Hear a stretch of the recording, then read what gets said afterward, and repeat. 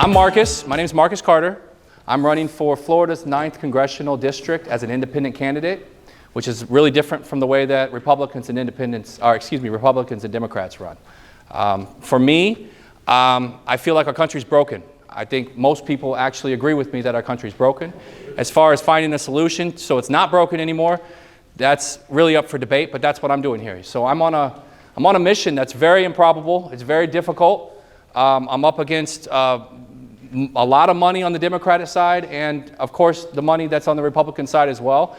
And I'm doing this on my own. I'm paying for it out of my own pocket because this is what I believe in. I have 2 kids, 11 and 5. I cannot imagine what our country is going to be when my children are my age. I cannot imagine it. I think our biggest danger is the people coming across the border, and I'd like to see what can be done about that to stop it. That's a corruption problem. That's pure corruption. If we had, look, they're passing a bill right now to solve the border issue. Why did you need to pass a bill to solve the border issue? You already had laws in place to just solve the border issue. What's going on? See, this is nonsense. It is. It's pure nonsense, and it's done to. I do believe that Republicans and Democrats, they like each other, at least in Washington. They're all friends. They all know each other. They're all getting their money from essentially the same place. They know what game they're playing. They need you to be on one side so that you can hate the other side. And they need the other side to have the argument so they have somebody to argue with and create the divide and force all of us to go either here or over here. The border issue, to me, is a non-issue. It's an issue, don't get me wrong, it's terrible what's happening. And I think the best, we were speaking about this earlier, is we now have empirical evidence on it now. You know, when Trump's saying build a wall, everybody wants to theorize on what the wall is going to do or what a wall won't do, right? And then when Biden starts shipping, or he basically reverses it, everybody wants to theorize, right? But then he ships these airplane loads of immigrants into different cities. He's overloaded, you know, all the sanctuary cities, right? Now they're to the point of saying, we can't handle this. Now we have the empirical evidence to say what they did didn't work. It should be easy to fix it from there, you see? But again, it's our leaders, it's our politicians, it's people who find it more beneficial to themselves to create a problem and to allow the problem on the border to remain an issue than to actually solve it and do what's best for people. It's really that simple. I don't see the border being an actual issue other than it's beneficial for the politicians to make this an issue, so let's do it, you know? Yes, sir. I feel one of the biggest problems is that we elect the Congress, and then once we find out they're no good, dirty dogs, we can't get rid of them. Mm-hmm. But again, I think that takes action, and I think that takes more, like I said, look, I got my own money in this. I haven't gotten any money from outside. I got my own. Do you think that's going to get me to the election? No. No, of course not. I'm going to need help. I'm going to need donations. I'm going to need volunteers. I'm going to need people to stand up and help me get there. I can't do this by myself. So the way that I see that is that same thing is when you feel that way, we all have to stop and ask ourselves, wait, what have I done to help it get this way? And what am I doing to change that, you know? I look at the time in America right now, similar to the 1770s, the American Revolution, where the colonists were like, why are we still paying homage to this king so far away? What are we doing? It took several years and a lot of discussion, and finally we built up the confidence to say, we'll do it on our own. I think we need to just do that again. We really just need to do that again. Yeah, it's not a British oppressor over us. It's corporations is the oppressor over us. It's really that. We've allowed corporations and just the elite, the people with the most money in our country, to funnel however much they want into these elections, into these politicians' campaigns. Well, who do you think they're going to represent? That's going to be that way until we make a difference, until we make a change, until we stand up and say, wait, there is more I can do individually to stop this from happening. Because that's what America is supposed to be in the first place. That's what a self-governed society is. It's we stand up and we take care of it ourselves. And sure, the people who are elected are all citizens. I understand that. But they sold their own selves when they took all the money and they did what was good for these corporations, and they're literally ignoring what's good for people. To me, it's really that simple. So again, I don't mean to put the ball back in your court, but again, I feel like it is that way. It's on us to start realizing we've created the conditions that exist today, and we have to do something to change it. I'm not pro-war, not even close. I'm the furthest thing from pro-war. I don't think that there's a place in the world that the United States military needs to be in at this moment. I don't think there is. No. How about Ukraine? No. What a joke. What a joke. I'm. You're not for supporting Ukraine? No, absolutely not. Absolutely not. I'm sorry. Why is that? Because we did just as much to cause the war to happen in the first place. Then how? We expanded NATO to the east several times, which was a direct contradiction to what we told the Russians. Look, put yourself in Russia's shoes for a minute. I'm not a Russian. Look, I'm an American. I love being American. America's the greatest country in the world. Hands down, there's no question about it. It's not even close. Even in Western Europe, man, the difference is it's clear.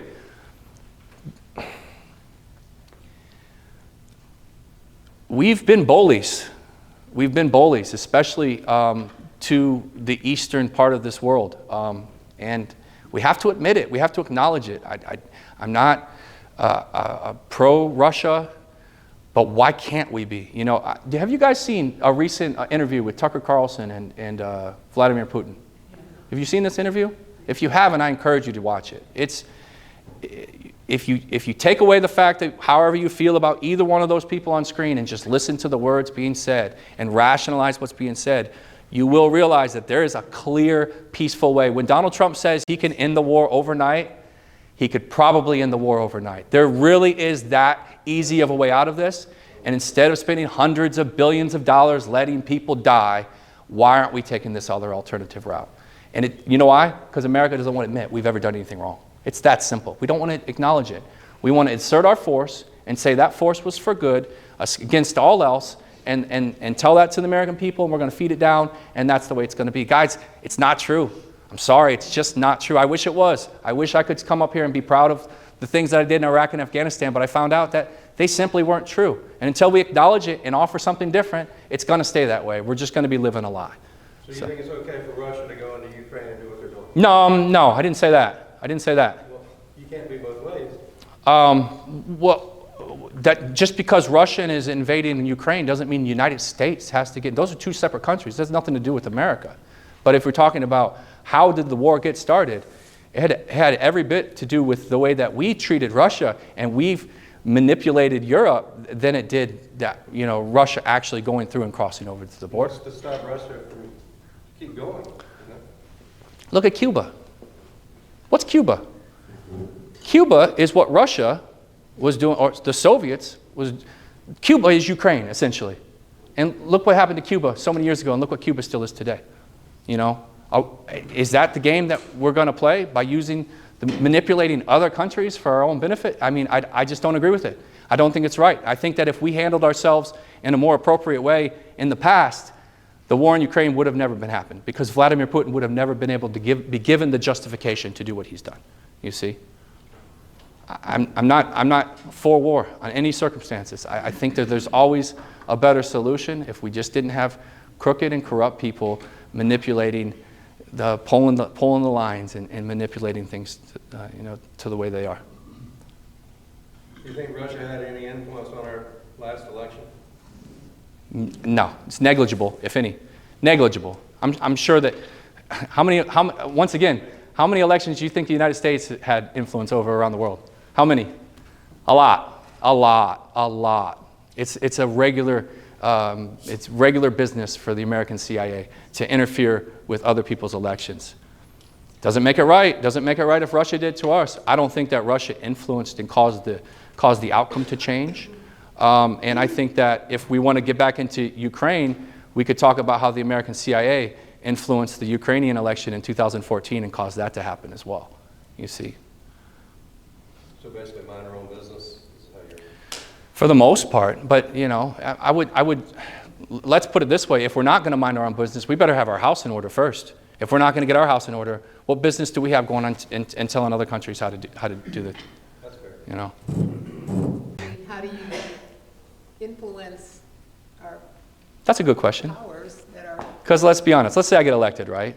And what happens when I go to Washington? I'm one independent, and there's still 434 Republicans and Democrats, plus the Senate, right? So, nothing. Let's be honest, I won't get nothing done. I'll be loud, obnoxious, but that's about all you can start with. That's the first step. You know, you need more people to run. You need more people to get in. Truth be told, my main goal is to encourage other people. Look, Osceola County needs a county commission, one that will deal with the traffic problems that we have, one that will not sell off land and not collect any tax revenue off of it and just rob everybody of their time and their energy because we're all stuck in traffic, 2 or 3 hours a day. You know, that's local government. That's us standing up and saying, I can be on county commission. I can make sure this nonsense doesn't happen. These backroom deals with land with these developers aren't taking place anymore. That's on the county commission. And that's my hope, is to say, okay, look, if you can do this, great. Somebody else can do it as well. City council, school board. Oh my goodness, how much do we need school board members? It's not a difficult thing to do. It's not difficult to sign up. It doesn't cost a lot to do. You need 500 signatures. I need 5,000. You know, so that's kind of, again, why I did this, to say, if I can do this, I know more people can do it as well. They're paid actors. That's what they are. They're paid actors, right? They picked a side. They're Republican or Democrat. If they're Republican, they're going to feed you all the stuff the Republicans are going to tell you. And if they're Democrat, they're going to feed you all the stuff the Democrats. And enough of us have gotten so divided where they know they're going to get that support doing that. We've got to break this cycle. And that's really what my campaign's about. That's what I'm here to talk to you guys about. How are we going to break that cycle? And we have to do it. It's on us. What can we do? Honestly, turn off the news. Turn off the news. I don't care if you're watching Fox or MSNBC or CNN. They are not telling us the truth. They're not. They're telling us what they want you to believe. It's that simple. If you don't believe me, tell me how one news can be saying one thing and the other news can be saying something completely different. This doesn't make sense. We have to turn off the news. We have to find independent news sources. And they exist. There's a great one on YouTube I like. It's called Breaking Points. They have a Republican there and a Democrat there, and they do everything they can to stay in the, not to stay Republican or Democrat, but just to tell you the truth, to tell you the facts. And I like it when they have the Democrat call out their own Democrat side and the Republican guy call out their own Republican side, because then it's more just being honest and telling the truth. It's called Breaking Points, if you've ever heard of it. The show's Breaking Points. But if you're looking for news from a reliable source, I find that to be reliable. I find that much more reliable than CNN or even Fox or MSNBC. They all have a narrative. They're just trying to pitch to us. We've got to get off of that poison. It's poison. It's a poison. How can you get them to stop? Because they are Don't watch them. minded. If you don't watch them, they don't get ratings. They don't get ratings, they don't get ads. They don't get ads, they don't make any money. And they go away. And let's be honest, that's what cable news is happening. Cable news is dying. The technology is changing to the point where they're going to have to change that 24-hour model type thing is going to change. But that's what you do. You just stop watching them. We have to stop watching them. Even if you say, I'm not stopping watching them just so they can die. I'm going to do it for my own personal good. I'm saying for your own personal good, stop watching the news. They are not telling you the truth. They are not. They're telling you what they want you to hear. It's that simple.